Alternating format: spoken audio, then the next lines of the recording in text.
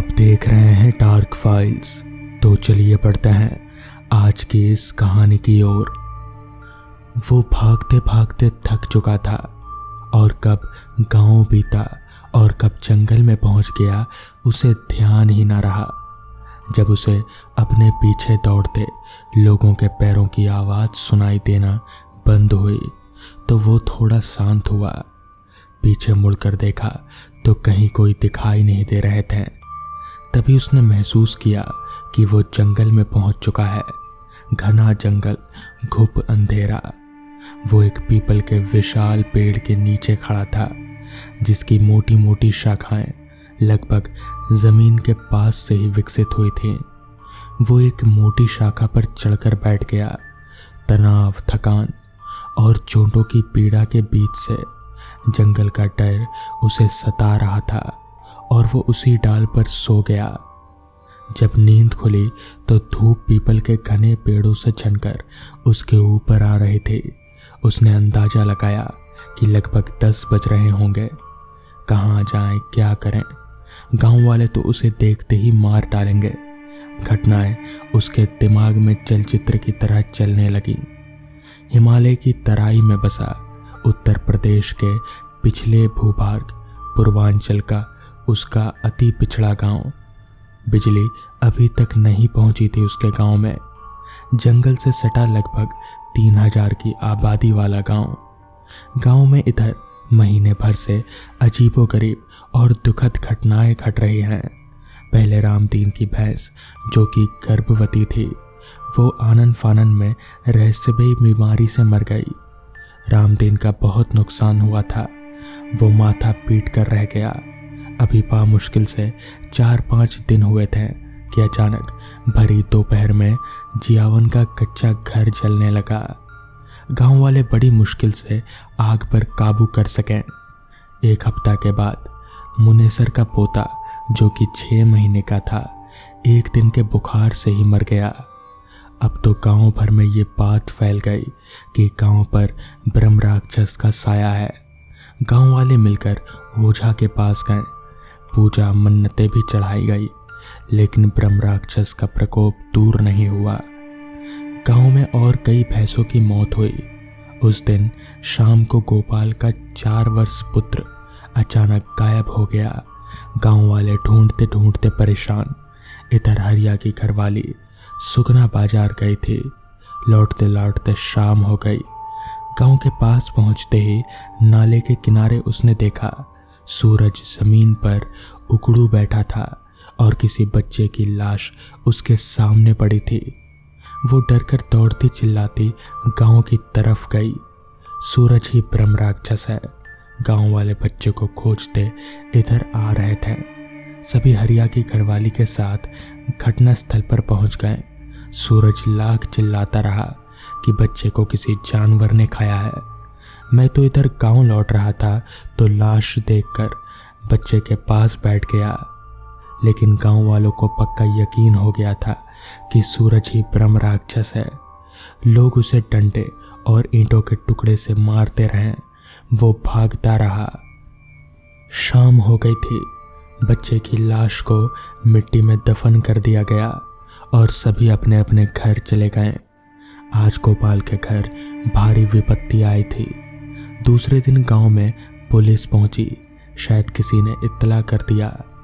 परिवार वालों को समझा बुझाकर पंचनामा भरवाकर लाश निकलवाकर पोस्टमार्टम के लिए भिजवा दिया गया। इधर गांव में 15-20 दिन तक सब कुछ सामान्य रहा। कहीं से किसी भी घटना की कोई खबर नहीं आई। अब गांव वालों ने मान लिया कि सूरज ही ब्रह्म राक्षस था और अब उसके चले जाने से गांव महफूज हो गया है। फिर एक दिन गोपाल के बच्चे की पोस्टमार्टम रिपोर्ट भी आ गई जिसमें यह बताया गया कि बच्चे की मौत तेंदुए जैसे किसी जानवर के द्वारा श्वास नली में काटने से हुई है। अब गांव में कई तरह की चर्चाएं शुरू हो गईं। कोई कहता किसी प्रकार के भूत प्रेत नहीं, बच्चे को तेंदुए ने खाया था, तो कोई कहता कि सूरज के ऊपर ब्रह्म राक्षस का साया है। उसके चले जाने से गांव सुरक्षित हो गया। कुछ दिन बाद गांव में फिर घटनाएं घटने लगी। कहीं किसी दोपहर किसी के छप्पर पर आग लग जाती, पूरा गांव आग बुझाने में लग जाता, तो कहीं किसी का छोटा बच्चा बीमार हो जाता और दवा दुआ दोनों करने के बाद मर जाता। बड़ी ही मुश्किल से बच्चे की कभी कभी जान बच जाती थी।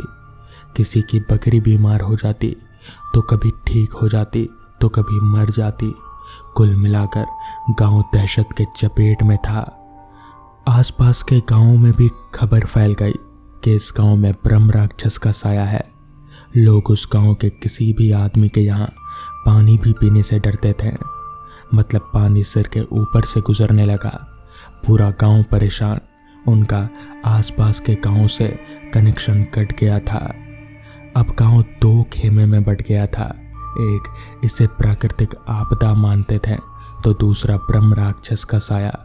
एक गुट प्रशासन से मदद मांगने गया तो दूसरा एक पंडित जी के पास गया जिन्हें लोग पहुंचा हुआ तांत्रिक मानते थे। पंडित जी ने बताया कि गांव के पश्चिम की तरफ शिव प्रसाद के खेत में जो पीपल का पेड़ है और उसके पास जो कुआं था, कुआं धीरे धीरे पटता गया और इस साल शिव प्रसाद के परिवार ने उसकी ऊपरी ईंटें निकालकर खेत में शामिल कर लिया। सैकड़ों साल पहले उसी कुएं में गिरकर एक ब्राह्मण की अकाल मौत हो गई थी, जो कि ब्रह्म राक्षस बनकर उसी कुएं में रहता था। कुएं के पट जाने से उसका घर उजड़ गया है और वो बहुत गुस्से में है। आने वाली अमावस को शांति पूजा पाठ करने का उपाय बताया। गांव वालों के कहने पर पूजा सामग्री की लिस्ट उन्हें सौंप दी। उधर दूसरे गुट ने प्रयास से गांव में स्वास्थ्य विभाग, पशुपालन विभाग और अग्नि मिशन विभाग की संयुक्त टीम ने गांव में कैंप किया। उन्होंने पशुओं और बच्चों की बीमारी का कारण विशेष प्रकार का एक वायरस बताया और सभी बच्चों और पशुओं का टीकाकरण किया। आगजनी की घटनाओं पर अग्नि मिशन विभाग का मत था कि बहुत गर्मी हो जाने से आगजनी का कारण है, सुरक्षा और बचाव के समुचित उपाय सुझाएं। इधर पंडित जी पहुंचे पीपल के नीचे जहां कुआं था, गाय के गोबर से लीपा गया। पंडित जी ने चौक पूरा इत्र आदि का छिड़काव किया और रात के 12 बजे विधि विधात पूजा प्रारंभ किया। पूजा कार्यक्रम सुबह 4 बजे तक चलता रहा। कभी पंडित जी के चेहरे पर तेज होता, कभी निराशा, कभी खुद से ही बातें करने लगते। खैर पूजा संपन्न हुई। फिर पता नहीं देवताओं का असर था या पूजा का, उसके बाद गांव में कोई घटना नहीं घटी। गांव वालों ने सूरज को भी खोज निकाला और ससम्मान गांव लेकर आए। तो दोस्तों, ये थी आज की पहली कहानी। तो चलिए बढ़ते हैं आज की दूसरी कहानी की ओर। राजीव और मैं बचपन से ही एक दूसरे के साथ थे। राजीव मेरा दोस्त कम भाई ज्यादा था। 10वीं क्लास के बाद हम दोनों ने मुंबई के एक बहुत ही फेमस कॉलेज में एंटर किया। हमारे लिए मुंबई शहर अनजान था, पर कुछ ही दिनों में हम उस शहर का चप्पा चप्पा जान गए थे, क्योंकि राजीव और मैं पूरे दिन गांव में बाइक से घूमा करते थे। हम दोनों रोज रोज उसी शहर में घूमकर बोर हो चुके थे, इसलिए हमने एक रात लॉन्ग ड्राइव पर जाने का फैसला किया। हमने बदलापुर गांव के जंगल में जाने का प्लान बनाया। हम बदलापुर गांव के जंगल में कभी नहीं गए थे, पर हमने सिर्फ इतना सुना था कि बदलापुर गांव का जंगल सिर्फ नाम का जंगल है, क्योंकि वहाँ हरे भरे पेड़ों के सिवाय कुछ भी नहीं था। क्योंकि उस जंगल में जो भी जंगली जानवर थे शिकार के कारण खत्म हो चुके थे, इसलिए रात में लॉन्ग ड्राइव पर जाने के लिए वो जंगल बिल्कुल सुरक्षित था। और उसी रात पूर्णिमा की रात भी थी, मौसम भी अच्छा था, इसलिए मैं राजीव के साथ बदलापुर गांव के जंगल में जाने के लिए राजी हो गया। रात के 11 बजे हम बदलापुर गांव के जंगल में दाखिल हो गए। हमने जैसा सुना था वैसा ही जंगल का रास्ता मक्खन की तरह मुलायम था। हमारी बाइक हवा से बातें कर रही थी। वाकई बहुत मज़ा आ रहा था, पर मुझे इस बात की हैरानी भी हो रही थी कि हम जंगल के इतने अंदर दाखिल हो चुके थे, पर तब भी हमें रास्ते में एक भी गाड़ी दिखाई नहीं दे रही थी। जंगल का पूरा रास्ता सुनसान पड़ा था। तभी रास्ते में हमें एक पुल दिखाई दिया। राजीव ने उस पुल के बीचों बीच बाइक रोक दी। वो अंग्रेजों के द्वारा नदी में बनाया गया 200 साल पुराना ब्रिज था। पुल के बगल में एक बड़ा सा बोर्ड लगा हुआ था और उस पर लिखा हुआ था सेंट जॉर्ज बुश। हम दोनों पुल पर गए और खड़े हो गए। पुल के नीचे से बहती नदी और शीतल हवाएं चल रही थी। नदी में बहती हुई पानी में हम चांद को साफ देख पा रहे थे। इतने में दूर जंगल से भेड़ियों के रोने की आवाज आई और पुल के ऊपर से बहने वाली हवाएं अचानक रुक गई। नदी का पानी थम सा गया और चांद एक काले बादल के पीछे गायब हो गया। तभी हमारे सिर के ऊपर से एक चिड़िया भयंकर आवाज में चीखती हुई मंडराने लगी, मानो वो हमसे कुछ कह रही थी कि यहाँ से जल्दी निकल जाओ।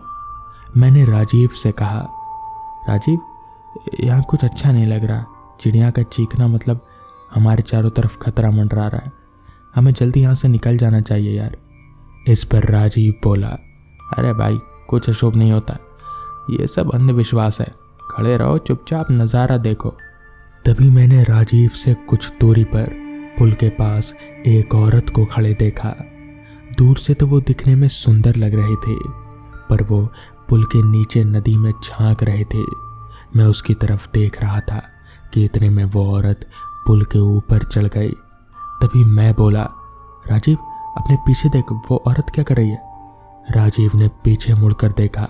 वो औरत अभी भी पुल की रेलिंग के ऊपर चढ़कर नदी में देख रही थी।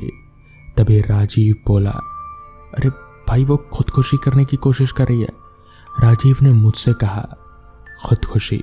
ये शब्द सुनकर मेरे हाथ पैर कांपने लगे, क्योंकि जब मैं एक बच्चा था तब मेरे दादाजी ने खुद को फांसी लगाकर खुदकुशी कर ली थी, और मैं ही वो पहला इंसान था जो उन्हें पहली बार फांसी पर लटकते हुए देखा था।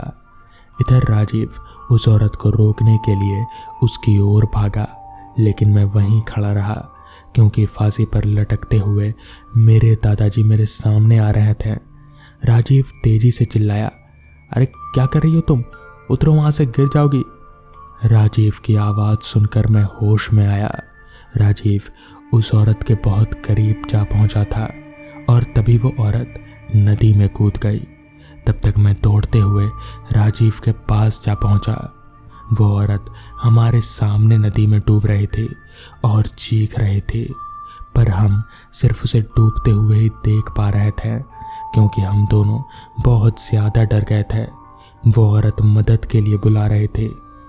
फिर तभी राजीव ने अपनी टी शर्ट उतारी और पुल के रेलिंग पर चढ़ गया।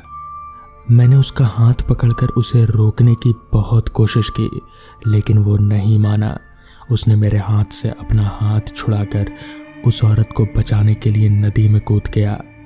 राजीव ने नदी में कूदते ही उसने अपने आसपास देखा तो उसे वो औरत कहीं भी दिखाई नहीं दे रही थी।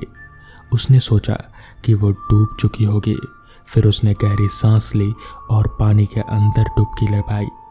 कुछ देर बाद वो पानी के ऊपर आया, लेकिन वो औरत कहीं दिखाई नहीं दे रही थी।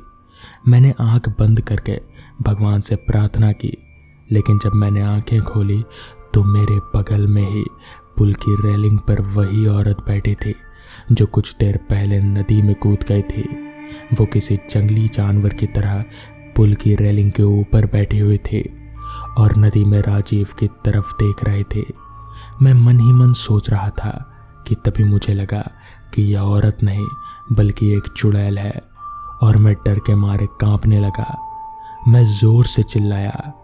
तभी वो चुड़ैल ने मेरी तरफ देखा और वो जैसे ही देखा मेरे सिर से पैर तक कांपने लगा। उसका चेहरा काला और आंखें पीली थी। माथे पर एक बड़ा सा कुमकुम था और नाक से बड़ी नथ थी। उसके नुकीले दांत उसके मुंह से बाहर को निकले हुए थे और उसके नाखून जंगली जानवर की तरह लंबे और नुकीले थे। तभी उस चुड़ैल ने कहा, क्या हुआ? मुझे ढूंढ रहे हो? राजीव पानी की सतह से हमें देख रहा था। उसे भी पता चल चुका था कि ये कोई औरत नहीं बल्कि एक चुड़ैल है। राजीव किसी तरह पानी से निकलकर बाहर आया। वो दूसरी तरफ से पुल के ऊपर चढ़ रहा था और इधर वो चुड़ैल अपने हाथ बढ़ाकर मेरे गले को पकड़ रही थी। मगर तभी पीछे से मुझे एक ट्रक आता नजर आया। उस ट्रक की रोशनी में वो चुड़ैल कहीं गायब सी हो गई। मुझे रोड पर गिरा देख उस ट्रक वाले ने ट्रक रोका और ट्रक से बाहर निकलकर मेरी मदद की। तब तक राजीव भी आ चुका था। हमने उस ट्रक वाले को पूरी बात बताई तो उसने बताया कि दरअसल इस पुल पर एक चुड़ैल का वास है और रात को वो चुड़ैल निकलती है और बहुत ही लोगों का शिकार करती है और कर भी चुकी है। वो तो हमारी किस्मत अच्छी थी कि हम बच गए, वरना वो हमें नहीं छोड़ती। तो दोस्तों, ये थी आज की कहानियाँ। अगर आपको ये कहानियाँ पसंद आई हों तो वीडियो को लाइक और चैनल को सब्सक्राइब करना ना भूलें। तो मैं आपका दोस्त आर्यन जल्द ही मिलूँगा आपसे ऐसी ही नई कहानियों के साथ। तब तक के लिए अपना ख्याल रखें।